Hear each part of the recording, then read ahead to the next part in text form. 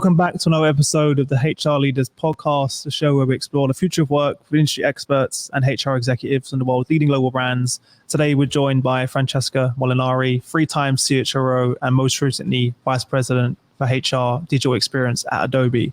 Welcome to the show, Francesca. How are you? Hi, I'm great. How are you, Chris? Nice to see you again. It feels like, even though we spoke a month ago, it feels like it's been a while. Yeah. How have you been? Every day's like dog years lately.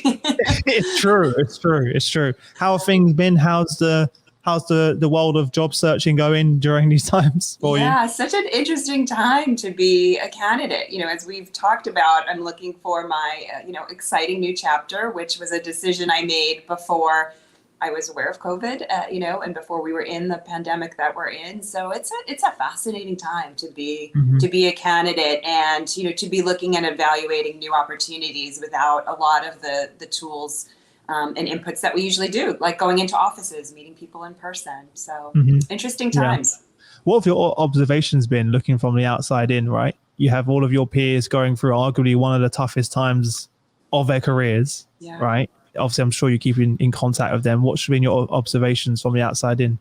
Yeah, in one way, it's so incredibly strange to have, likely the biggest event that, many CHROs of today, have dealt with in quite some time, maybe likely ever, to have it be so universally complicated. No one's got the playbook on this, right? Nope. There isn't anyone who had advance notice or figured it out or knew exactly what to do and was at the ready. I think there's certainly companies that had a lot of good planning in place and a lot of good structure in place that maybe helped accelerate them during the pandemic. But for this particular run of play, there is no playbook. So it's really fascinating and in some ways, maybe even slightly disappointing to kind of miss out on this opportunity. But yeah, I was going to ask you that because there's one side of you, I'm sure, thinking, well, what a tough time. But then there's other side of you saying, what so much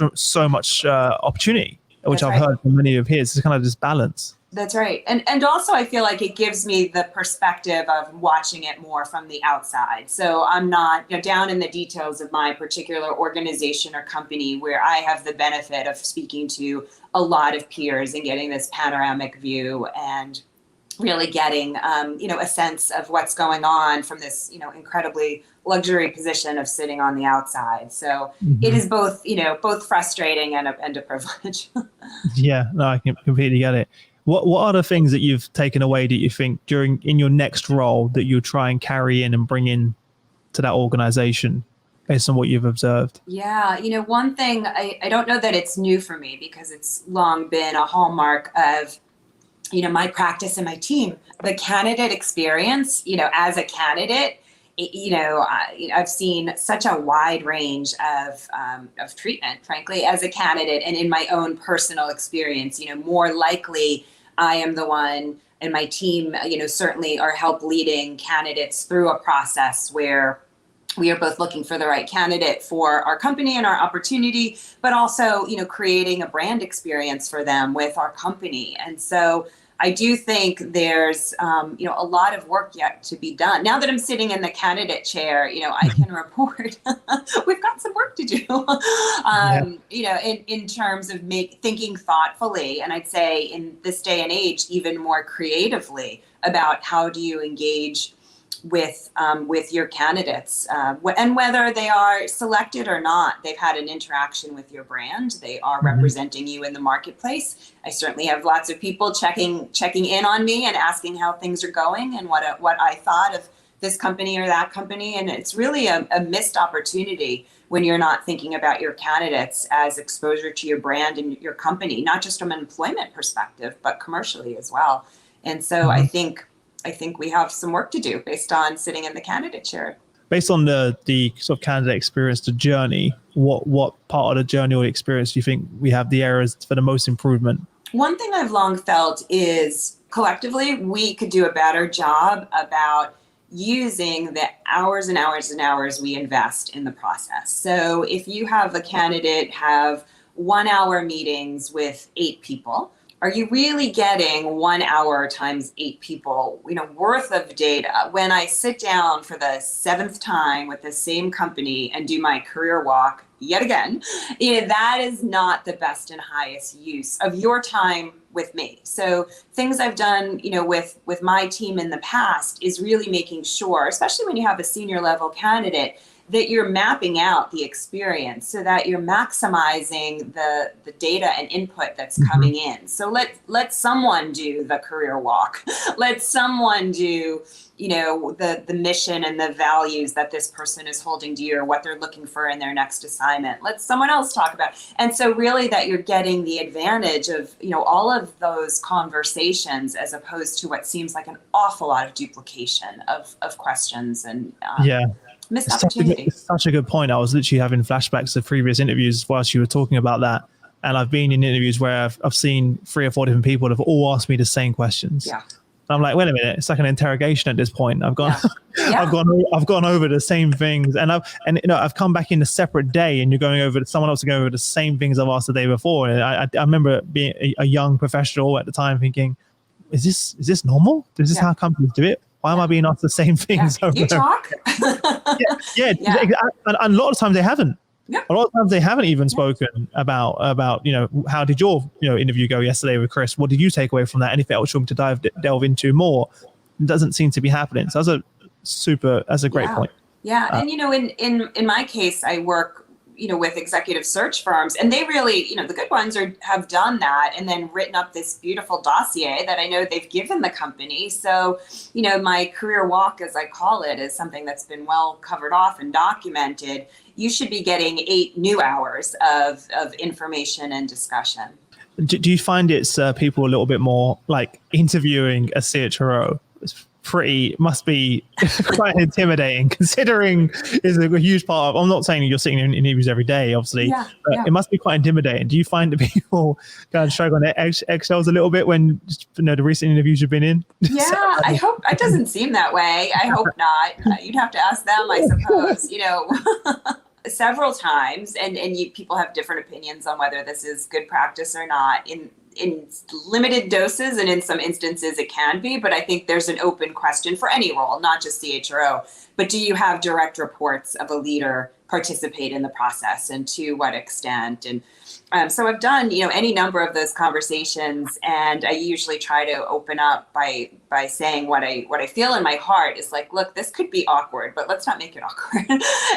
Let's have a conversation. I am anxious to get to know you. I'm anxious for you to get to know me, and whatever is on your heart, let's have that conversation and make this a good use of your time and mine. Yeah. Could be interesting for people listening to understand, what is it that you look for? What are you in this next role that you're working? What are you looking for in the next role, Francesca? Yeah. So it's really it's so simple, but incredibly elusive, perhaps at the same time. I've had the good fortune of being a CHRO 3 times and sitting as part of a leadership team in creating value through talent. That I know that there's a school of thought, I think a lot of, which is about the talent to value equation. And I'm not sure I was clever enough to give those words to it, but it's what I've practiced my whole career, is creating value for your organization through your people, through your talent. And so I'm looking to be part of a leadership team and make contributions, including but not limited to the human resources chair. So I think of myself as a business leader first, and my specialty, my craft, my dark art, if you will, is human resources. And so that is obviously the greatest contribution area I will make. That is, as a CHRO, will be mine to lead and own and take responsibility for. But bigger than that is to help sit as a productive member of the team, driving a business forward, making decisions about the business. I've had the good fortune in my past to make decisions about, or contribute to decisions as part of a team about where we sell, how we sell, about the product. Sometimes I think I pretend like I'm an engineer, because I've tried to get in under the hood of different products and made suggestions about, how we think about technology. So that's really, and something for me, and this isn't for everyone, but that is transformative. So I think, there are people who are best at implementing and people who are more builders. And I think I fall into very much the transformation. My career has very much been the hallmarks have been a lot of high change, a lot of high growth, a lot of the opposite of growth, ramped down a number of companies. I've been through Chapter 11 situations, the financial crisis, grew up in retail. So I've opened stores, closed stores, opened offices, mergers and acquisitions from all sides, including being acquired. And so I think, I am very comfortable in high change environments, and I'm looking to create something that is really transformative. And I'd say, and I'm sure anyone on the podcast who's a CHRO today or aspires to be one, would say the relationship with the CEO or the leader, if general manager, president of your division, whoever that business partner is. And if you are a business partner, you'll know this well. That's just the most important. That's the make or break, I think, of your engagement and satisfaction and contribution. So finding that right click. I've had it before. What's the secret sauce then? What's the secret success to a good CHRO CEO relationship in your experience? Yeah. I think it is being able to get to. It doesn't start at hello, but holding up the mirror to one another. Right. This should be a very two-way relationship, not I'm here, CEO, to make you better, although I am, but you are also here to make me better. So I think the best relationships are very two-way, where there's intense trust, where you are working together for the good of the organization, where there is a safe space, because the CEO job, like the CHRO job, can be very lonely. And you do need a safe space to have dialogue. You are a confidant, to a CEO as a CHRO. So I'd say trust, the ability to hold up the mirror, the ability to help make each other brave, encourage one another to have courageous conversations, to confidently hold up an opposing point of view without fear of what negative outcomes to that.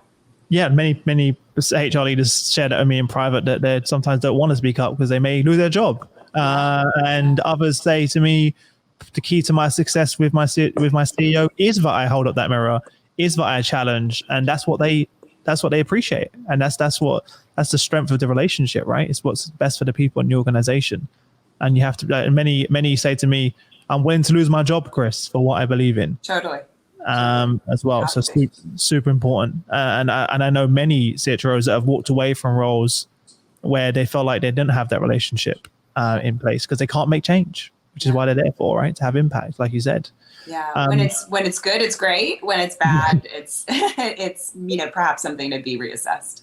Yeah, exactly. Obviously, the title we put up on the screen was "What's Next for HR Leaders' Careers." HR as a function itself and the role has massively changed, right?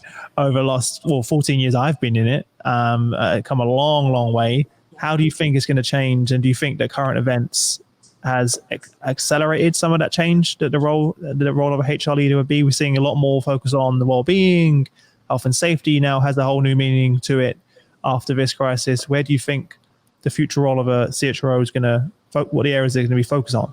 I would say to the extent that, an HR team was in a bit of a dark corner and not really part of a business or plugged into a business, certainly, events as of late have brought HR, into the spotlight. In many cases, that's been extremely positive, and I think companies are, appreciating or reappreciating or newly appreciating their teams and that talent for the first time, because there is, will continue to be just a tremendous reliance on our teams and our capabilities during the challenges that we've had in 2020. But I think, the challenge of a spotlight as it shines on you is, it's also illuminated in many cases. You and I had chatted about this previously, that some teams are not up for that challenge. Yep. And so the spotlight is on. People often say they want a seat at the table or they want exposure. Well, you need to be ready for that. Exposure is something I often caution people about. Are you ready for that? And so, there's certainly the area of being so front and focal in handling of the pandemic, which requires an incredible amount of agility, of empathy, of the ability to pivot, because every day was, new information. I also think as we think about what's next, and you and I have talked about this as well previously, COVID is not the only thing going on. And I don't say that in any way to minimize the situation, the severity, and that it gets, heaping portions of our time and attention as it should.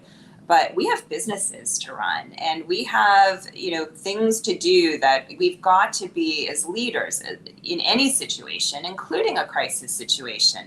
We don't get to run just one train down the track. We're in a train yard and we need to keep all of the trains running and running on time. And so I think the HR teams that are going to be most successful, especially going forward from this point forward, can getting on other business as well and aren't kind of stuck in this COVID frozen paralysis only. And so I think some of the things we'll be leading on collectively as the HR industry will be rethinking our workplaces. So much attention is given to the physical places where we work. How important will that be going forward? Thinking about sustaining, remote work or blended work approaches. Many companies I talk to are actually finding they're faring a lot better than they had expected.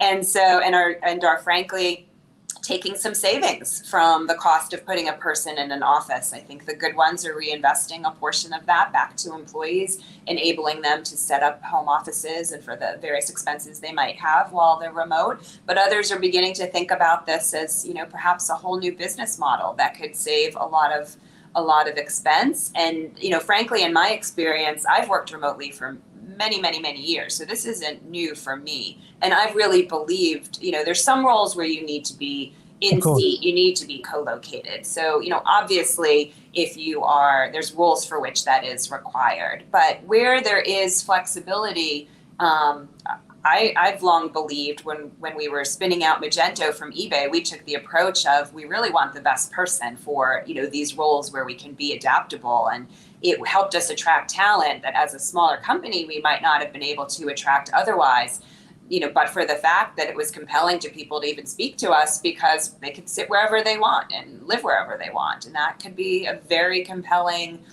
reason why they might speak to your organization and ultimately join and be engaged and retained, in your organization. Back to your earlier point then, you're talking about the balance between, being stuck in paralysis for the COVID and then putting projects on hold and focusing on business must go on. I'll be honest, even as a small startup, we were stuck in that paralysis for a little bit. And I was like, actually, business needs to go on, right? If I don't focus on moving forward and where we're going, what we're doing, there won't be a business to come back to. But it's easy to say, but it's tough to be in a position, right, as a HR leader right now, where you're managing the crisis and making the decision of what gets put to one side. It's tough. It is. I mean, you and I spoke a lot about the choices you've made. And I know I'm not supposed to interview you, but you have such a great story. And one day, I know you'll honor my request and I'm going to interview you. We're going to do it. We'll do it. You told me a great story about, which I'll kind of repeat for you, about how you made that choice point of, I want there to continue to be a business on the other side of this. I need to be able to do that, have some revenue streams, retain my team. And you've completely reinvented in short order. I was just absolutely shocked to learn what you did do just a very short while ago and what you do now, and, incredibly well. And I think, there is a lesson in that for all of us about, that agility. It may not be what we had wanted or planned, it might not be fair, but life isn't always fair and we have to be grown up about it and move on. Mm-hmm. Yesterday, I was on a very small parent discussion group with my daughter's university, and the first half was dedicated to treatment of COVID and what the plans are, which again, half an hour in an hour's discussion, completely appropriate. I mean, that obviously is top of mind, especially as parents who have sent their children, in this case, abroad. My daughter goes to school in the UK. But the second half was about how they're carrying on with their exciting plans and how they will be continuing to enrich the university. And I was so impressed as a leader, right? I was there as a parent, but, thinking about leaders who impress me and leaders who lead organizations that have the ability, we don't get to be left or right-handed right now. We have to be ambidextrous. We've got to be able to hold COVID in our hand and hold our business and moving forward and positivity and sustaining our businesses through these difficult times and reinventing where necessary to help us thrive for a long, long time to come. Hmm. Yeah, like for me, it was quite difficult. Every event company, which is where most of our revenue came from, everyone, I would say 99% furloughed employees. But I kind of looked at the research from the 2008 crash, and the companies that stuck with it and pushed through and reinvented themselves and innovated, they're some of the most successful companies that we all use and talk about today. So I was like, do I put my career and the future of my employees and their well-being and their livelihoods in the hands of our government and hope? And just that's not, hope's not a good strategy for me. That we come through this, or do we kind of knuckle down? And this wasn't a decision, by the way, Francesca, I made myself. I sat down with a team. We made this as a group. I was like, this is some of our options. Yeah. What do you guys want to do? One is go on furlough like most of our friends and family, and we've weighed it out. The other is a lot of hard work, a lot of dedication, kind of more time, energy, and input actually than ever before. But we're almost taking hold of our own destiny. And where we're going, and everyone unanimously was like that way.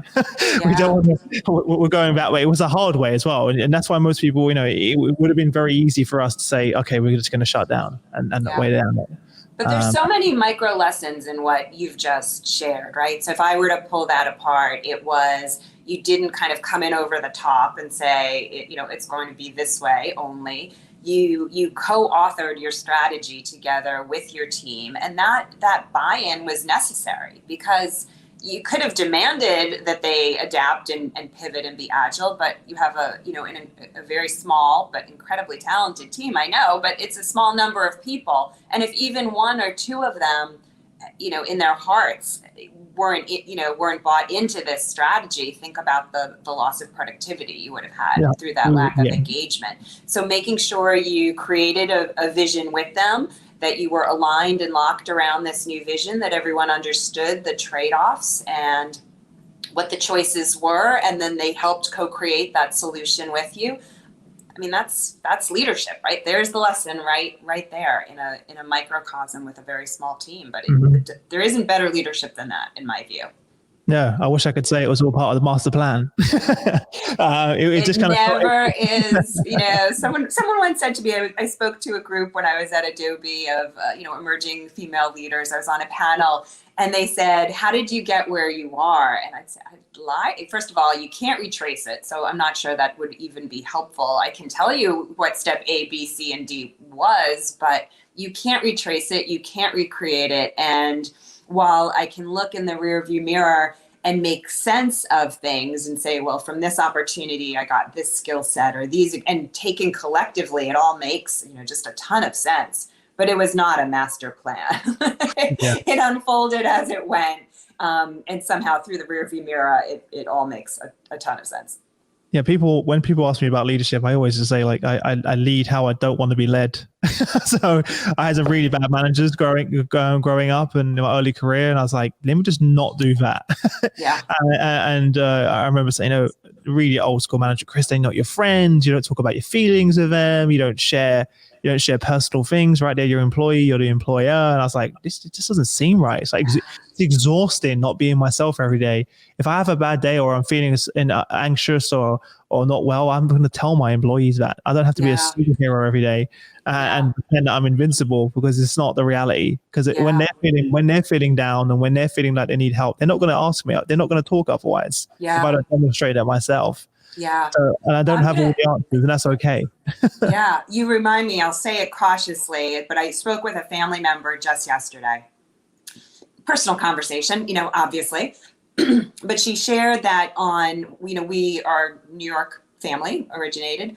And on 9/11, her son's football coach, her son was in high school, her son's football coach literally on the day called her to see how her son was, how the family was everyone okay and accounted for. And that remained, with her, obviously now, many, many, many years later.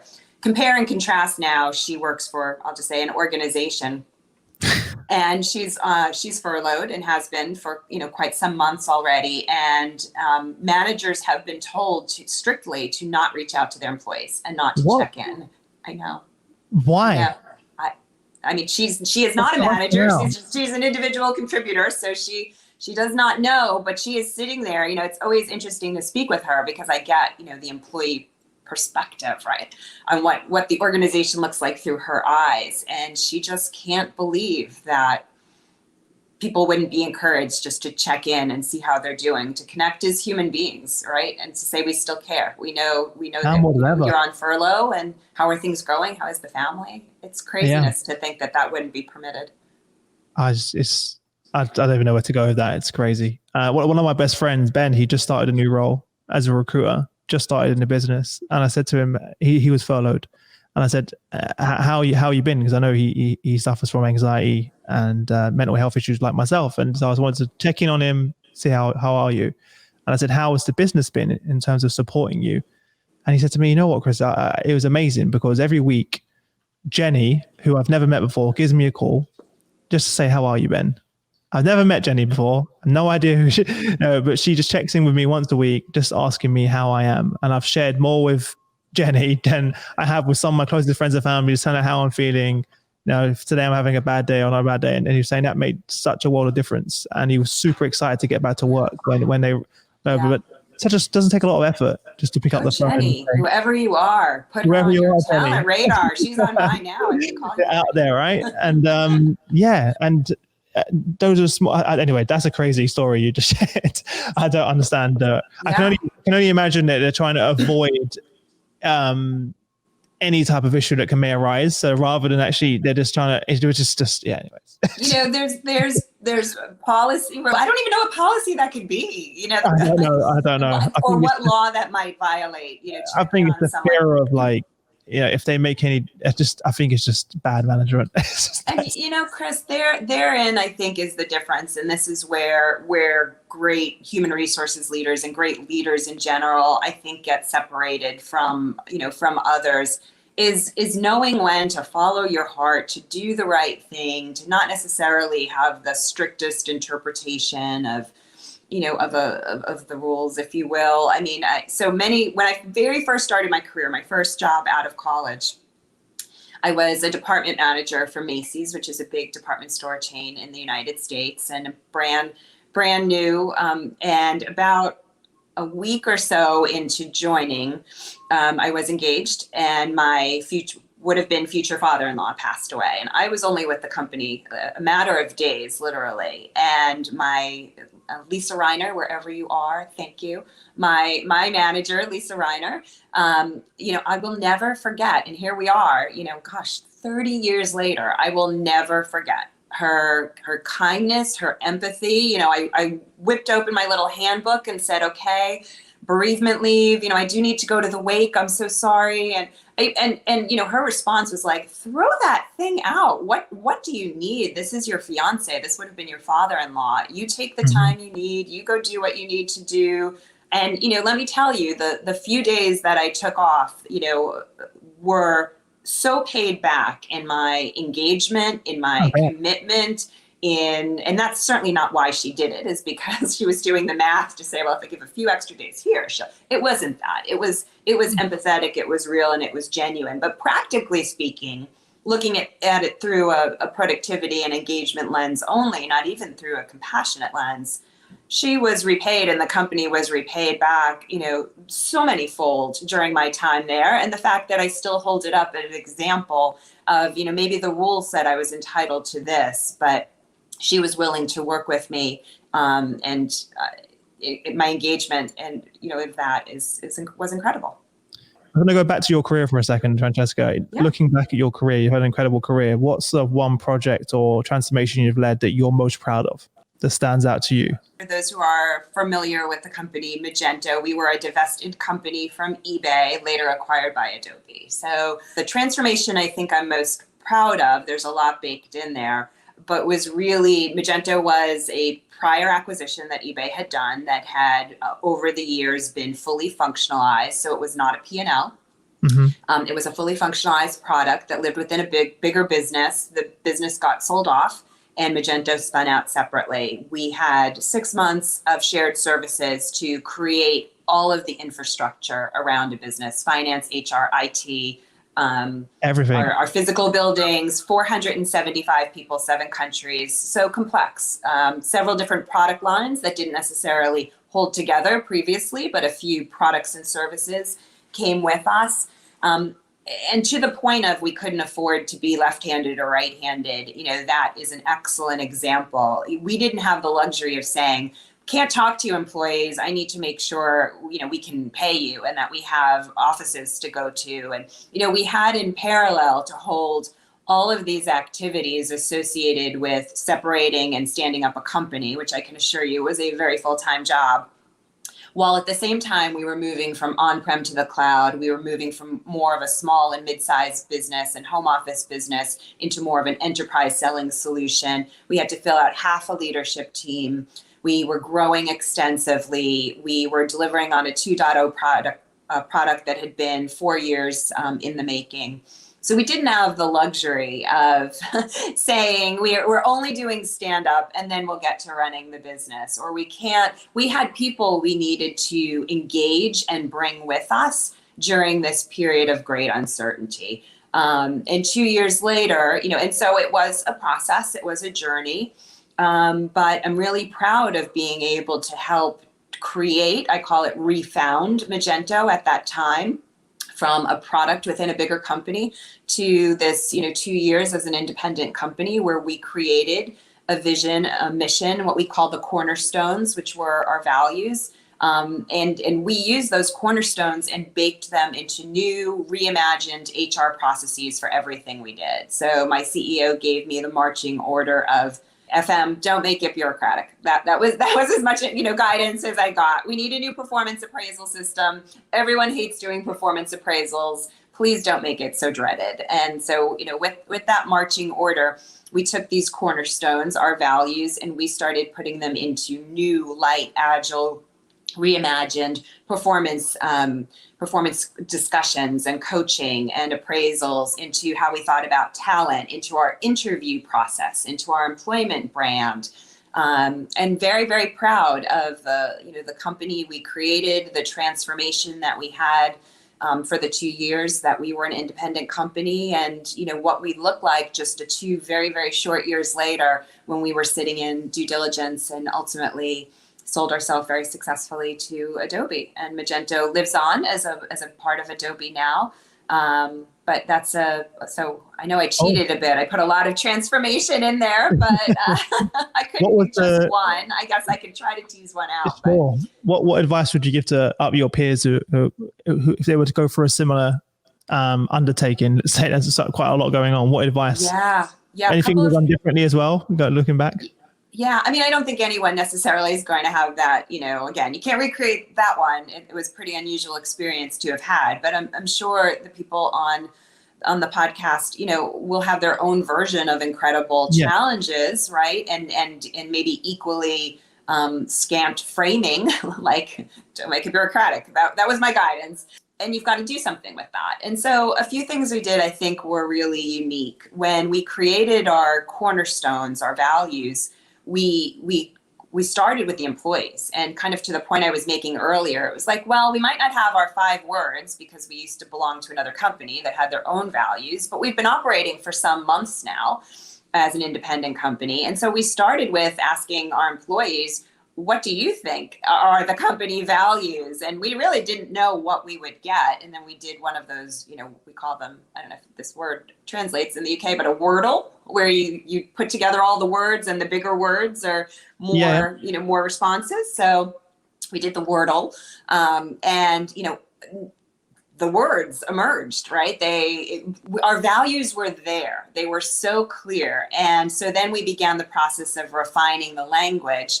The next thing we did that I think is a good best practice is, we needed to create the vision, the mission, the values, which we call the cornerstones. We needed a brand new approach to performance management and rewards and recognition. We appointed business leaders to be the executive sponsor of those teams. So obviously my team, the human capital team, was doing, the arms and legs behind that and so much leadership behind it. I don't mean to say. It needs to be led by the leaders. It needed to come from a leader. So we chose a leader who was super, super passionate about culture, had a very strong point of view, who was considered a culture carrier in the organization. And he and a member of my team, co-led that effort. And I think it's a very different thing when an HR business partner or the CHRO stands up and says, here's our new performance appraisal system. It is entirely different when a business leader says, here's our new way we're going to praise performance. And I need this as a leader, and I believe in this, and I helped to create this. This wasn't something the HR team went off and did in a locked conference room.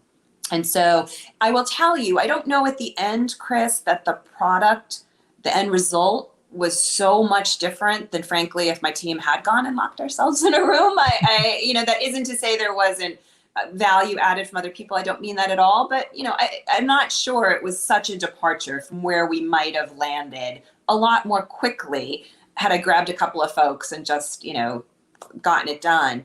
But the buy-in that we got by at every step of the process, checking in with leaders, doing a mock-up, getting like a minimum viable product there. We really tried to model agile methodology for software development in our HR processes. So we put a minimum viable product out there, get a reaction, iterate, get it out again. When we did our system, our actual tech system, we had some of our toughest engineers use it and give us feedback on the user experience. We had our user experience team give us feedback on the user experience. And so therefore, when we rolled it out, for real, we had so many advocates who were able to say that they were familiar with it, that they had a voice in it. And I do think that's some of the best advice I can give. It may not be the most effective and the swiftest, surest way, but I think the improvements you get in the end result, as well as the buy-in and goodwill you create along the way, is just so worth it. Yeah, no, I completely agree. Sounds so familiar to so many other stories that your peers have told. Because at the end of the day, you get the best product in the world, but if you don't have the executive sponsor and the buy-in, then it can just fall flat, and vice versa as well. So yeah, it does take time to build those relationships, get the buy-in, but I like the way you did it from the beginning. From the very, very beginning, you involved them. A lot of leaders I see trying to involve some of the executives towards more the end, which I think is too late at that point because they're not really bought in. To it. And we took our naysayers. So when we did our, focus groups and our testers, I consciously told my team, please pick the person is going to be the first one to complain. Oh, absolutely. Absolutely. Love it. Most people avoid them. Focus groups when you only pick the best employees who only say good things. Like that. It's not really a diverse perspective, is it? Yeah. So no. So we consciously brought into the process. We all know if you're good at your job, right? So and so is going to be the first one to say, well, bring them in early. They're going to have an opinion anyway. May as well make them. That's a good point. You might be bringing them in early rather than making so much progress and then trying to do a 360 on it. You won't make or 180 on it. Sorry. It doesn't make sense. I feel like we talk forever, Francesca. I'm just conscious of the time. Thanks so much. The 45 minutes flew by pretty quickly. So thank you so much for joining us on the show. I really appreciate you taking the time out to join us. Thank you. Before I let you go, I'm going to do a quick fire round. So you weren't ready for this, but no, that's not fair. So I'm going to ask you 5 questions. Oh, gosh. And you have no longer than 30 seconds to give us some amazing answers. Are you ready? No, but of course you wasn't. What was the number one thing that was holding you back from becoming a senior HR executive? Imposter syndrome. Ooh, yeah, definitely a good one. I know how you feel there. What's the best piece of business advice you ever received? Learn how to speak in front of a crowd, dress for the job you want, not the job you have, and be a good writer. That was all from my mom. Mm-hmm. Good advice. What's one book you would recommend? Doesn't have to be HR related, by the way. Lately, I don't know that there's one book in particular, but during quarantine, sorry, you said 30 seconds. The Daily Stoic. Okay. The Daily Stoic, or anything by Ryan Holiday. Fantastic. In sort of online resources in terms of staying up to date with current events and keeping yourself in contact with what's going on around you? What kind of online resources do you use? What's your go-to websites or apps? Yeah, I tend to look more at take my cues from business. So I will look more at business periodicals, frankly, than the human resources So periodicals. the Harvard Business Review, stuff like that. Mm-hmm. Yep, Yeah, absolutely, more so. absolutely. And even, Fast Company and, all the various business publications. I look at all the deal journals that come in every day. And then last question, this is typically normally what's one thing in your business you're most excited about, but what's one thing in your next role that you're most excited about? Creating value through talent. Yeah, I could have answered that one for you. Yep. Fantastic. Well, look, Should get the t-shirt. yeah, you should. You should. Why not? It's always good to create a brand around it, right? But look, That's right. That's right. For everyone listening, if they want to reach out and say hello to you, Francesca, where's the best place for them to do that? Sure, I'd enjoy that. On LinkedIn, Francesca Molinari. Amazing. Well, look, apart from that, I enjoy the rest of your day. Enjoy the time off while you can, because when you get into a new role, you're probably going to go, oh, I should have done more. Absolutely. I know. It's a real pleasure. Great. I really enjoyed it. Thanks so much to you and to your team as well. Thanks. See you later. Bye. Okay, take care. Bye.